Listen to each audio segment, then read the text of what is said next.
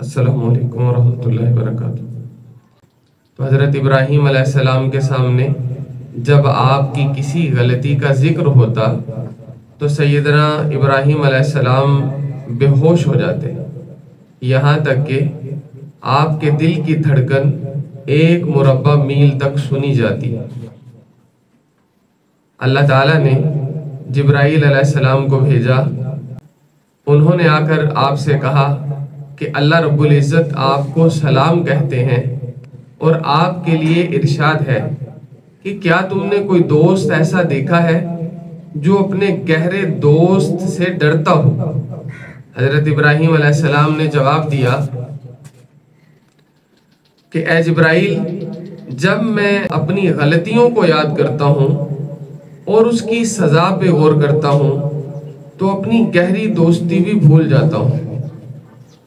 तो प्यारे बच्चों, आप देखिए कि अल्लाह के नबी हैं, अल्लाह रब्बुल इज़्ज़त के बरगुज़ीदा पैगंबर हैं।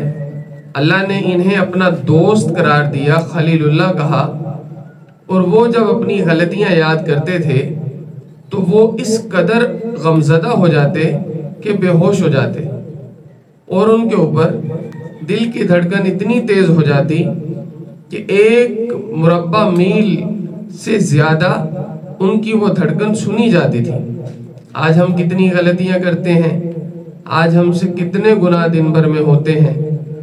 अपनी टीचर्स की नाफरमानी, अपने उस्ताद की नाफरमानी, उनके दिल आज़ारी, एक दूसरे के साथ रवैया, और कभी माँ बाप की नाफरमानी, कभी नमाज के अंदर सुस्ती या नमाज में गलत तरीके से पढ़ना, वज़ू करते हुए सुस्ती करना, या फिर खेलते हुए एक दूसरे को नुकसान पहुंचाना, दर्द देना।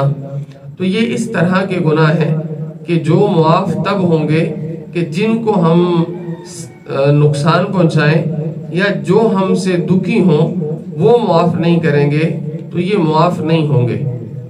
तो आज के बाद आप सारे कोशिश कीजिए कि अगर कोई भी गलती हो जाए तो फ़ौरन माफ़ी मांग लेनी है, फ़ौरन उसी वक्त माफ़ी मांगनी है और अपनी ज़िंदगी को नज़म में लाइए कि अल्लाह रब्बुल इज़्ज़त हर चीज़ को देखते हैं, अल्लाह ताला हर चीज़ को जानते हैं। अल्लाह रब्बुल इज़्ज़त अच्छे काम करने पे इनाम देते हैं और बुरे काम करने पे सज़ा देते हैं। तो अल्लाह से हमेशा तौबा इस्तग़फ़ार करनी है, अल्लाह से माफ़ी मांगनी है और हमेशा अल्लाह रब्बुल इज़्ज़त से डरते रहना है।